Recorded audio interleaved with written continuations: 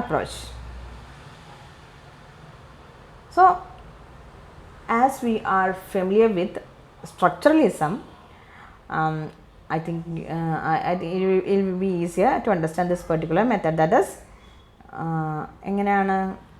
is, this structuralism, the pinnacle or the age or the time of structuralism was during 1930 to 1960s. നിങ്ങൾക്ക് അറിയുന്ന കാര്യങ്ങളാണ്. നിങ്ങൾക്ക് already അറിയുള്ളൂ. 19 to 15-20 അങ്ങനെയൊക്കെ ആയിട്ട് studied that time. Okay, now this particular structural oral situational approach means it is based on British structuralism. Specific ആയിട്ട് British structuralism based ഉണ്ടായത്.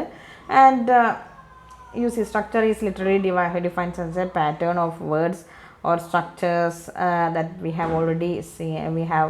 We already saw it, and we know all about structures and how language is structured with the sign and all that kind of things. Okay, now here this particular method, that is structural oral situational approach, is also known as structural situational approach, structural oral situational approach, that is SOS.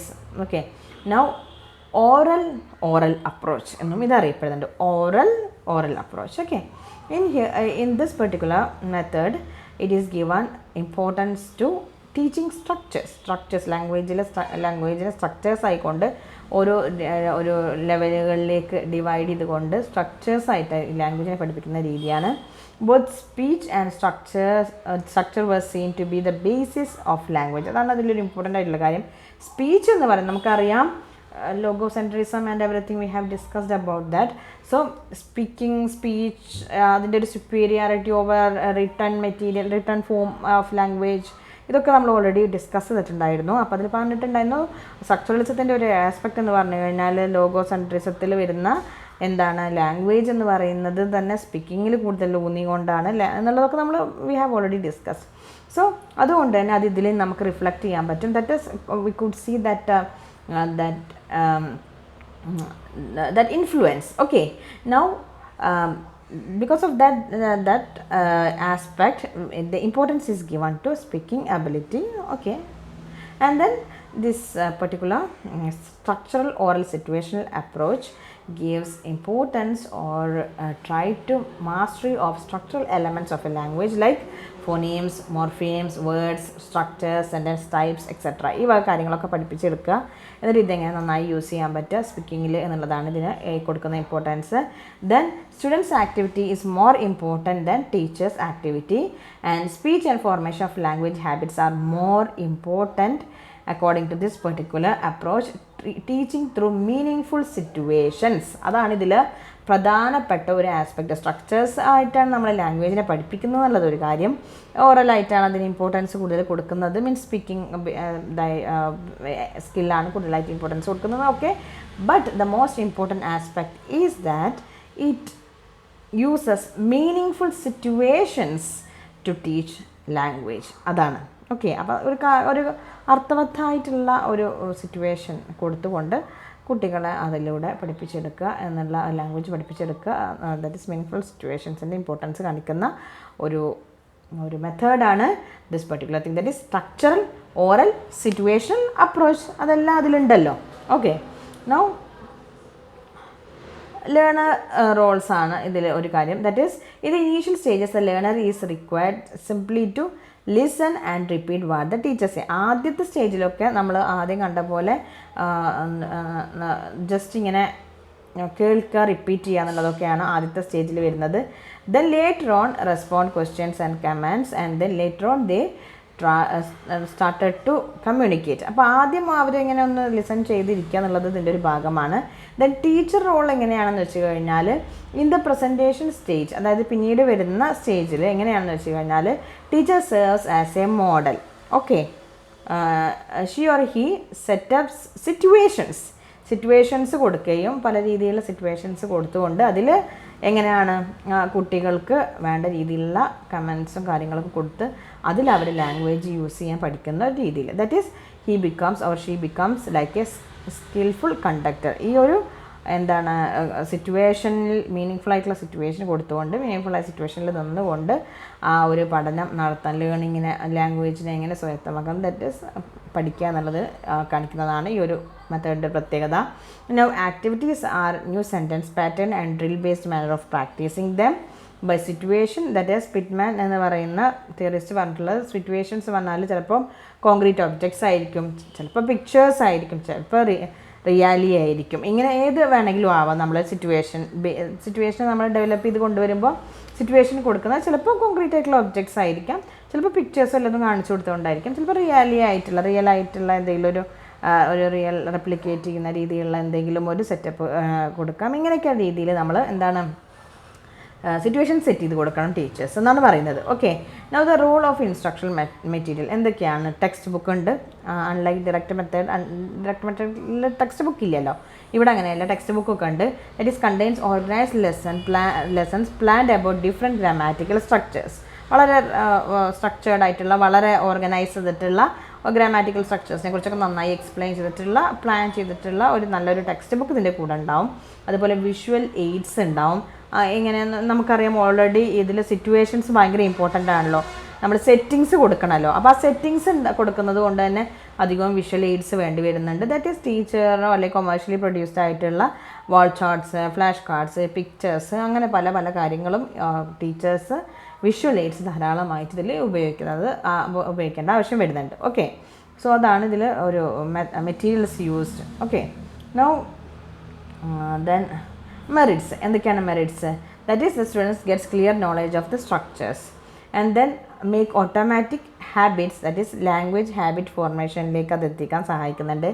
Active student participation, as you know that the students are getting part of this language activity and then the students are in a situation where they are encouraged to use these structures and they are asked to speak out. അപ്പോൾ അതുകൊണ്ട് തന്നെ എന്താണ് കുട്ടികൾക്കൊരു നല്ലൊരു means ഒരു രസകരമായ രീതിയിലൊക്കെ അവർക്ക് ചെയ്യാൻ പറ്റും. ശരിക്കും നല്ല രീതിയിലാണെന്നുണ്ടെങ്കിൽ ബട്ട് അത് ചിലപ്പോൾ ഒരു സ്ലിപ്പേജ് ആയി സംഭവിക്കാൻ സാധ്യത കാണുന്നുണ്ട്. മീൻസ് നമുക്ക് അതിനെ പറയാം, അതിന് നെഗറ്റീവ് പറയുന്ന സമയത്ത് പറയാം, ഡിമെറിറ്റ്സ് പറയുന്ന സമയത്ത് പറയാം. Okay, now another important thing is that active student participation, that is എല്ലാ കുട്ടികൾക്കും എല്ലാ തരത്തിലുള്ള ഇപ്പം ബിലോ ആവറേജ് ഇതുപോലെയുള്ള കുട്ടികൾക്കൊക്കെ ഇതിലേക്ക് പങ്കെടുക്കാൻ കഴിയും. കാരണം നമ്മൾ സ്ട്രക്ചേഴ്സ് ഓൾറെഡി കൊടുക്കുന്നുണ്ട്, നല്ല ടെക്സ്റ്റ് ബുക്കൊക്കെ ഉള്ളതുകൊണ്ട് തന്നെ. പിന്നെ ടീച്ചേഴ്സ് അത് നമുക്ക് ഇനീഷ്യൽ സ്റ്റേജിൽ കുട്ടികൾ ലിസൺ ചെയ്താൽ മതി, അപ്പോൾ അത് എല്ലാവർക്കും എളുപ്പമുള്ളൊരു കാര്യമാണ്. പിന്നെ അത് കഴിഞ്ഞ് ടീച്ചർ നമുക്ക് ഇങ്ങനെയുള്ള സിറ്റുവേഷൻ തന്ന് അതിൽ യൂസ് ചെയ്യല്ലേ വേണ്ടത്. അപ്പോൾ അതുകൊണ്ട് തന്നെ നമ്മളുടെ ഈ ഒരു നമ്മൾ മുന്നേ കണ്ടിട്ടുള്ള മെത്തേഡ്സിൻ്റെ ഒരു പ്രോബ്ലം ആയിട്ടുള്ള ഈ ഒരു കുട്ടികൾ പല രീതിയിൽ പല ലെവൽ ഓഫ് സ്റ്റുഡൻസിനെ നമുക്ക് അഡ്രസ്സ് ചെയ്യാൻ പറ്റുക എന്നുള്ളത് നടത്താൻ പറ്റിയ ഒരു സംഭവമാണ് ഈ ഒരു മെത്തേഡ് എന്ന് പറയുന്നത്. കാരണം ചില സ്റ്റുഡൻസിന് എന്ന് പറഞ്ഞാൽ മെറ്റീരിയൽസ് വേണ്ടി വരും, ചില സ്റ്റുഡൻസിന് മെറ്റീരിയൽസ് വേണ്ടി വരില്ല. മീൻസ് കുറച്ച് ബ്രൈറ്റായ സ്റ്റുഡൻസ് ആകുമ്പോൾ അവർക്ക് അത്ര അത്യാവശ്യമായിട്ട് വരില്ല. പക്ഷേ ചില കുട്ടികൾ വീക്കായിരിക്കും, ബിലോ ആവറേജ്, ചിലപ്പോൾ അവർക്ക് അതിൻ്റെ ഒരു ആദ്യം ഒരു എക്സാമ്പിളും കാര്യങ്ങളും അവർ സ്ട്രക്ചേഴ്സൊക്കെ പഠിച്ചിട്ടൊക്കെ ഒന്ന് ശരിയാക്കി വേണ്ടി വരും അവർക്കതിൽ ആക്റ്റീവായിരിക്കാൻ. അപ്പോൾ അതുകൊണ്ട് തന്നെ അവർക്ക് ആക്റ്റീവ് പാർട്ടിസിപ്പേഷൻ നമുക്ക് പോസിബിളാണ്.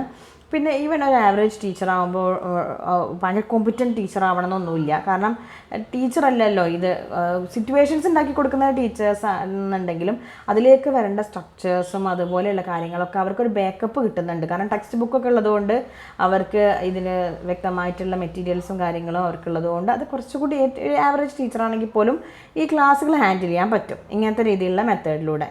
It can be adapted for all stages of education, like all stages, ചെറിയ കുട്ടികളാണെങ്കിലും വലിയ കുട്ടികളാണെങ്കിലും ഒക്കെ നമുക്ക് ഏത് പ്രായത്തിലും നമുക്ക് ലാംഗ്വേജ് ക്ലാസ്സുകളിൽ സുഖമായിട്ട് അപ്ലൈ ചെയ്യാൻ പറ്റുന്നൊരു മെത്തേഡാണ്.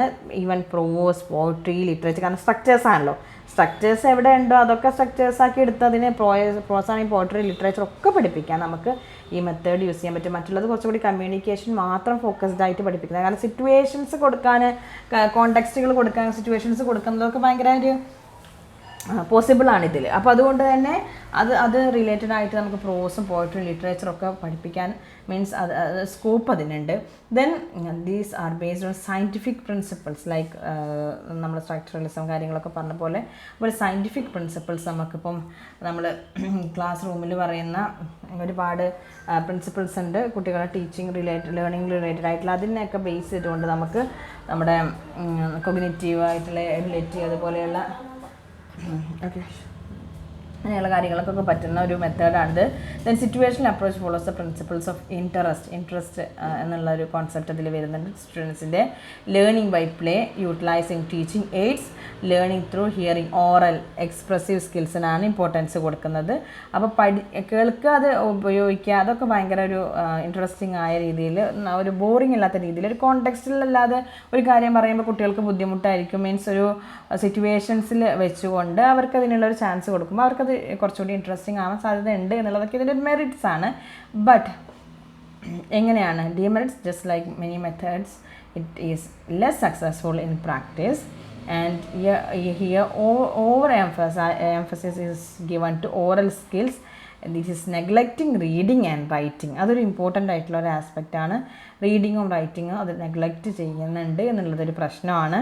ദെൻ ഒരുപാട് കുട്ടികളുള്ള ക്ലാസ് റൂമിൽ ഇത് എളുപ്പമല്ല. It is not easy to apply this particular method in an overcrowded classrooms, because basically for every method that is based on oral skills, the overcrowdedness is a hindrance, of course. കാരണം എന്താണെന്ന് വെച്ച് കഴിഞ്ഞാൽ എല്ലാം കൂടി പറഞ്ഞാൽ ആർക്കെങ്കിലും എന്തെങ്കിലും മനസ്സിലാവുക, മീൻസ് എല്ലാവർക്കും പറയാനും എന്താക്കാനും ആ ഒരു ഓറൽ രീതിയിലേക്ക് പോകുന്ന സമയത്ത് എല്ലാവരുടെ പ്രശ്നങ്ങളും എല്ലാ കുട്ടികളെയും എല്ലാ രീതിയിലും മോട്ടിവേറ്റ് ചെയ്യാനും അവരിലേക്ക് എത്തിക്കാനും കഴിയില്ല. അതുകൊണ്ട് തന്നെ ആ ഒരു പ്രോബ്ലം അതിനുണ്ട്. It is time consuming of course, and it requires a lot of teaching AIDS. Sometimes it can make boring and monotonous classroom activities. ആ ക്ലാസ് റൂം ആക്ടിവിറ്റീസ് ചിലപ്പം ഒരേപോലെയുള്ള ബോറിംഗ് ആയിട്ടുള്ള മൊണോട്ടോണസ് ആയിട്ടുള്ള ക്ലാസ് റൂം ആക്ടിവിറ്റീസിലേക്ക് ചിലപ്പം കാരണം situations കൊടുക്കണം എന്ന് പറയുന്നുണ്ട്. അപ്പോൾ ഈ സിറ്റുവേഷൻസ് നമ്മൾ ചിലപ്പോൾ എന്തായി മാറും, ഒരേപോലുള്ള സിറ്റുവേഷൻസ് തന്നെ ആയിരിക്കും ചിലപ്പോൾ വീണ്ടും വരുന്നത്, ഒരേപോലെയുള്ള എയ്ഡ്സ് തന്നെ ആയിരിക്കും യൂസ് ചെയ്യുന്നുണ്ടാവും. അപ്പോൾ ഇതൊക്കെ ഒരു ബോറിംഗ് ആയി മാറാനുള്ള സാധ്യത കൂടുതലാണ്. Then of course competent teachers are required. നമുക്ക് ആവറേജ് ടീച്ചർക്ക് ക്ലാസ് ഹാൻഡിൽ ചെയ്യാം എന്നുണ്ടെങ്കിൽ പോലും കോമ്പിറ്റൻസി വേണ്ടി വരും. കാരണം ഒരു ക്ലാസ് അതിന് ക്രിയേറ്റീവായി കോമ്പിറ്റൻ്റായി കൊണ്ട് നടക്കേണ്ടി വരും. Situation means this particular in this particular approach, then lack of faculties could be a hindrance because it demands high quality large number of faculties to apply this particular method. Okay, അപ്പോൾ അതൊക്കെയാണ് ഇതിൽ വരുന്ന demerits എന്ന് നമുക്ക് പറയാൻ പറ്റും. Now we have communicative approach, that is the last one.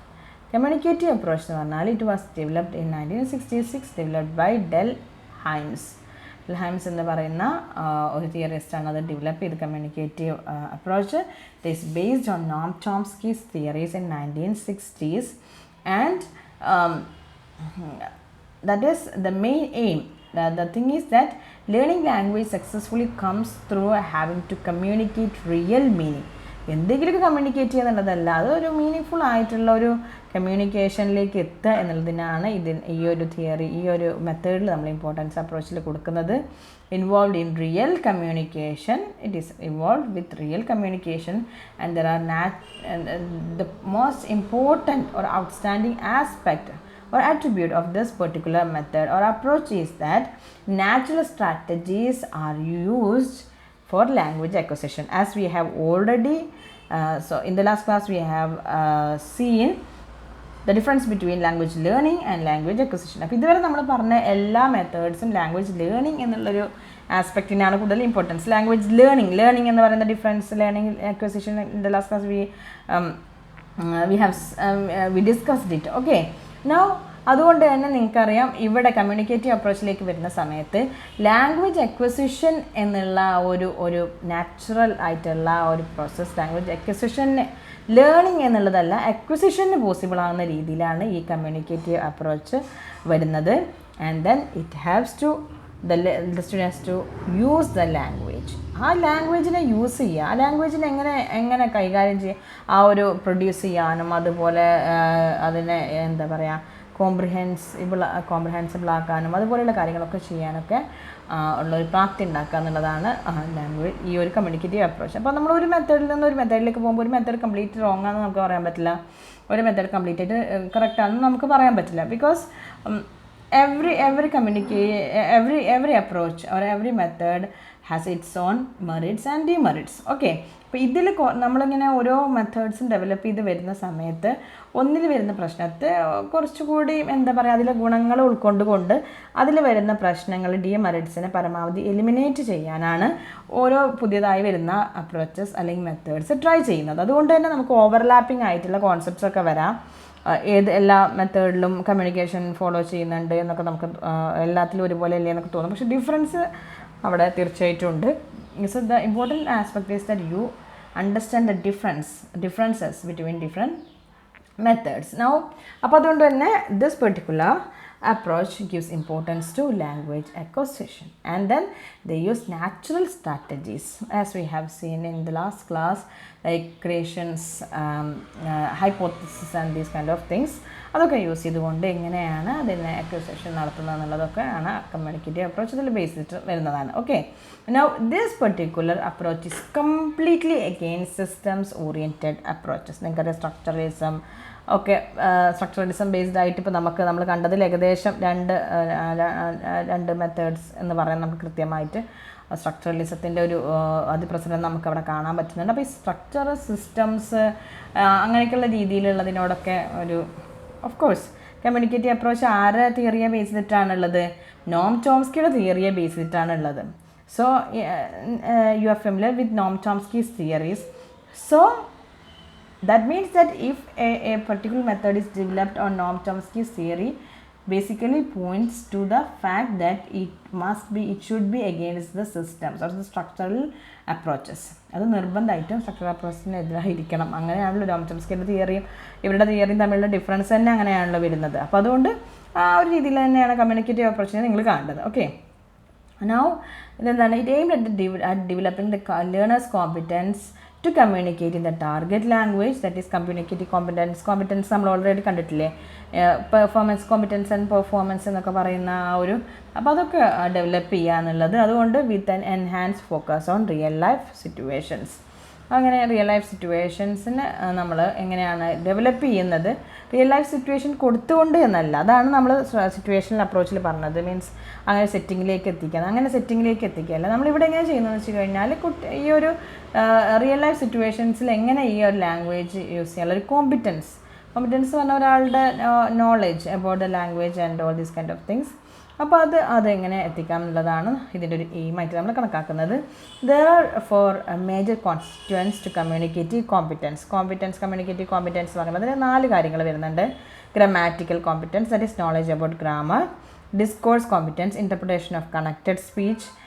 Strategic competence, knowledge to use strategies of communication.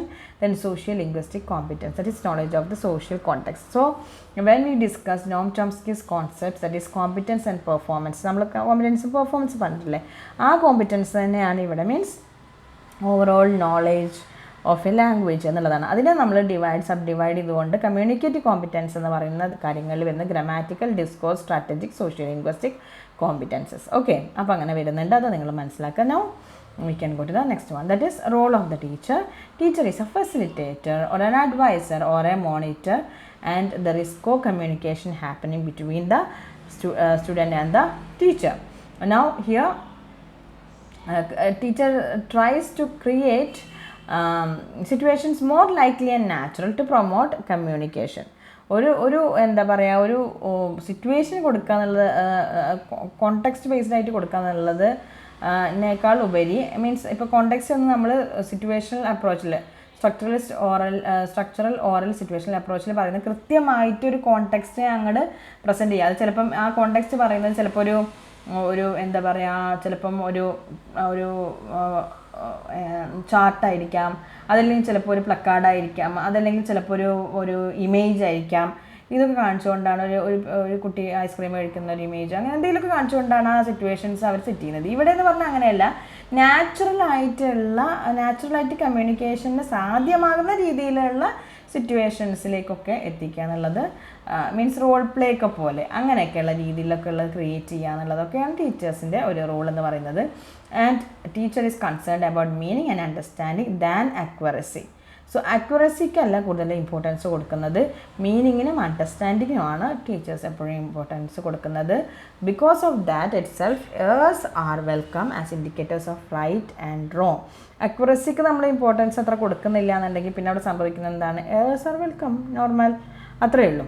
Then other activities that are given are included in this particular method. Role play ഉണ്ട്, interviews ഉണ്ട്, group work ഉണ്ട്, information gap filling, then opinion sharing, then scavenger hunt. Scavenger hunt എന്ന് പറഞ്ഞു കഴിഞ്ഞാൽ കുട്ടികൾ ഗ്രൂപ്പായി തിരിഞ്ഞുകൊണ്ട് അവർ പരസ്പരം പിന്നെ അവരുടെ ഇൻഫർമേഷൻസ് കളക്ട് ചെയ്യലും അങ്ങനെ രീതിയിലുള്ള ആക്ടിവിറ്റീസൊക്കെയാണ് സ്കാവഞ്ചർ ഹണ്ട് എന്ന് പറഞ്ഞു കഴിഞ്ഞാൽ. അപ്പോൾ ഇതൊക്കെയാണ് എന്താണ് ഈ ഇമ്പോർട്ടൻ്റ് ആയിട്ടുള്ള activities. Okay, role play, interviews, group work, അങ്ങനെയുള്ള ഇൻഫർമേഷൻ ഗ്യാപ്പ്, അങ്ങനെയൊക്കെയുള്ള കാര്യങ്ങളൊക്കെ ചെയ്യുന്ന ഒരു മെത്തേഡ്സും ആക്ടിവിറ്റീസും ഒക്കെയാണ് ഈ ഒരു കമ്മ്യൂണിക്കേറ്റീവ് അപ്രോച്ചിൽ വരുന്നത്. നൗ മെറിറ്റ്സ് എന്ന് പറഞ്ഞാൽ learning will be A self generating exercise. By working in pairs or groups, confidence is increased. As there is no inhibition by grammatical rules or structures, students are free to speak. അപ്പോൾ ഇതൊക്കെ നിങ്ങൾ കാണുന്ന സമയത്ത് നിങ്ങളുടെ മനസ്സിൽ വരേണ്ട കാര്യം creation, that is ക്രിയേഷൻ്റെ hypothesis നമ്മൾ പറഞ്ഞിട്ടുണ്ടായിരുന്നല്ലോ. അവിടെ ഒരു അഫക്റ്റീവ് ഫിൽട്ടർ ഹൈപ്പോത്തിസിസ് എന്നൊക്കെ പറയുന്നില്ലേ, അതുപോലെ എന്താ നമ്മൾ ഒരുപാട് 5 hypothesis V have already discussed about it. അപ്പോൾ അതിൻ്റെയൊക്കെ ഒരു ആപ്ലിക്കേഷൻ നമുക്ക് ഈ ഒരു ലെവലിലേക്ക് വരുമ്പോൾ കാണാൻ പറ്റും. Then fluency, appropriateness and accuracy are acquired. അത് എന്താ പറയുക, മസ്റ്റാണെന്ന് പറഞ്ഞില്ലെങ്കിലും ലേറ്റർ ഓൺ അക്വയർ ചെയ്യുകയാണ് ചെയ്യുന്നത്. ഇത് കുട്ടികൾ തെറ്റിലൂടെ പഠിച്ചുകൊണ്ട് അവരെ അക്വയർ ചെയ്ത് കറക്റ്റ് ചെയ്ത് മോണിറ്റർ ചെയ്തുകൊണ്ട് അവർ അക്വയർ ചെയ്യുകയാണ് ചെയ്യുന്നത്, ലേൺ ചെയ്യല്ല ചെയ്യുന്നത്. അത് നാച്ചുറലായിട്ട് അവർ അക്വയർ ചെയ്യുകയാണ് ചെയ്യുന്നത്. Cooperation in language acquisition is gained. Okay, corporation വേണം, അത് സോഷ്യൽ ഇൻട്രാക്ഷൻ, ഇൻ്റർപേഴ്സണൽ ആയിട്ടുള്ള ഇൻട്രാക്ഷനും കാര്യങ്ങളും ഒക്കെ വേണം എന്നുള്ളതും, അതുകൊണ്ട് തന്നെ കോഓപ്പറേഷനൊക്കെ ഡെവലപ്പ് ചെയ്യാനൊക്കെ ഈ ഒരു method helps. Okay, communicative approach. Now demerits എന്ന് പറഞ്ഞു കഴിഞ്ഞാൽ communicative competence cannot be realised in over crowded classes. അപ്പം ബേസിക്കായിട്ട് പറഞ്ഞു കഴിഞ്ഞാൽ ഓവർ ക്രൗഡഡ് ആയിട്ടുള്ള ക്ലാസ് റൂംസ് ഭയങ്കര ചാലഞ്ചിങ് ആണ് സത്യത്തിൽ. നമ്മൾ എത്ര ക്വാളിറ്റി ഇമ്പ്രൂവ് ചെയ്യണം, ടീച്ചേഴ്സിൻ്റെ ക്വാളിറ്റി ഇമ്പ്രൂവ് ചെയ്യണം എന്നൊന്നും പറഞ്ഞിട്ടൊരു കാര്യമില്ല. ക്ലാസ് റൂമിൽ ടീച്ചർ സ്റ്റുഡൻറ്റ് റേഷ്യോ കുറക്കുക, മീൻസ് ഒരു ഒപ്റ്റിമം ആവാതെ എത്ര അതിൽ ഫണ്ട് മാറ്റി വെച്ചു, എത്ര ടീച്ചേഴ്സിനെ കൊണ്ടുപോയിട്ട് നിങ്ങൾ റിഫ്രഷ് കോഴ്സ് കൊടുത്തൊന്നും ഗവൺമെൻറ് പറഞ്ഞിട്ട് യൂണിവേഴ്സിറ്റീസ് ഒന്നും പറഞ്ഞിട്ടൊരു കാര്യമല്ല. ഓവർ ക്രൗഡ്നെസ് എന്ന് കുറക്കുന്നു, സ്റ്റുഡൻറ്റ് ടീച്ചർ റേഷ്യോ ഹെൽത്തി റേഷ്യോയിലേക്ക് എത്താതെ ഒരിക്കലും ക്വാളിറ്റി ഒരു കാലത്തും വർദ്ധിക്കില്ല. ഓക്കെ, അപ്പോൾ അതുകൊണ്ട് തന്നെ ഇങ്ങനെയുള്ള നല്ല നല്ല അപ്രോച്ചസ് ആണെന്നുണ്ടെങ്കിൽ പോലും, നല്ല എഫക്റ്റീവ് ആവുന്ന അപ്രോച്ചസ് തന്നെയാണെന്നുണ്ടെങ്കിലും ഓവർ ക്രൗഡഡ് ക്ലാസ്സസിൽ ഇതൊരിക്കലും പോസിബിൾ അല്ല. മീൻസ് അത് ആ ഒരു ലെവലിലേക്ക് എത്താൻ നമുക്ക് കഴിയില്ല, നമ്മുടെ സ്റ്റുഡൻസിന് കഴിയില്ല, കാരണം അത് അച്ചീവബിൾ അല്ല. Okay, now an average teacher is not enough because it's a challenge to make the students to achieve communicative competency, because it is said that errors are welcome. Welcome means the teacher should be able to welcome it and then correct it. അങ്ങനെ വിടാൻ പറ്റുമോ? അങ്ങനെ വിടാൻ പറ്റില്ല. അപ്പോൾ അതുകൊണ്ട് തന്നെ the teachers should not be an average teacher. The teacher should be well competent. അപ്പോൾ അതുണ്ടെന്നുണ്ടെങ്കിൽ മാത്രമേ ഒരു ടീച്ചർക്ക് ഇത് കേൾക്കുമ്പോഴും കാണുമ്പോഴും മനസ്സിലാക്കുന്ന സമയങ്ങളിലൊക്കെ കുട്ടികളെ തിരുത്താനും അത് സ്വീകരിച്ചുകൊണ്ട് ആ കുട്ടികളെ തിരുത്താനൊക്കെ ഉള്ള ഒരു കപ്പാസിറ്റി, മീൻസ് അത് ഡിമാൻഡ് ചെയ്യുന്നുണ്ട്. Okay, now students may not take initiative to speak in English. That is another problem. Detailed syllabi and textbooks are yet to be designed. Communicative അപ്രോച്ചിന് ബേസ് ചെയ്തുകൊണ്ടുള്ള സിലബസും അതുപോലെ ടെക്സ്റ്റ് ബുക്കുകളൊന്നും ഇതുവരെ വന്നിട്ടില്ല, മീൻസ് അതങ്ങനെ ആ ഒരു ലെവലിലേക്ക് എത്തിയിട്ടില്ല. Then selection and grading of language R rejected. അപ്പം ഇപ്പം ഈ സ്ട്രക്ചറലിസത്തിനൊക്കെ ആളുകൾ ഇത്രയും പ്രോത്സാഹിപ്പിക്കുന്നത് സ്ട്രക്ചറൽ സിറ്റുവേഷണൽ ഓറൽ അപ്രോച്ച് ഒക്കെ വരുന്നത് ഒരു ഗുണം, മീൻസ് അത് കൂടുതൽ പ്രോത്സാഹിപ്പിക്കപ്പെടുന്നതിൻ്റെ കാരണം എന്ന് പറയുന്നത് മാർക്ക് ചെയ്യാനും കുട്ടികളെ ഗ്രേഡ് ആയിട്ട് ഡിവൈഡ് ചെയ്യാൻ ക്ലാസിഫൈ ചെയ്യാനും അങ്ങനെയുള്ളതിനൊക്കെ കുറച്ചുകൂടി റാങ്ക് ചെയ്യാനും ഒക്കെ നമുക്ക് സോർട്ട് ചെയ്യാനൊക്കെ എളുപ്പമാണ്. ഇങ്ങനെയുള്ള അപ്രോച്ചസ് ആകുമ്പോൾ എന്താണെന്ന് വെച്ച് കഴിഞ്ഞാൽ ഇറ്റ്സ് ക്വൈറ്റ് ചാലഞ്ചിങ് ആൻഡ് അപ്പോൾ അതുകൊണ്ട് തന്നെ ചില സമയങ്ങളിലൊക്കെ അത് വേണ്ടി വരും. അപ്പോൾ അതൊക്കെ റിജക്റ്റ് ചെയ്യപ്പെടുന്നുണ്ട് ഈ വക അപ്രോച്ചസിൽ. Okay, so this is all about communicative approach. So I think we can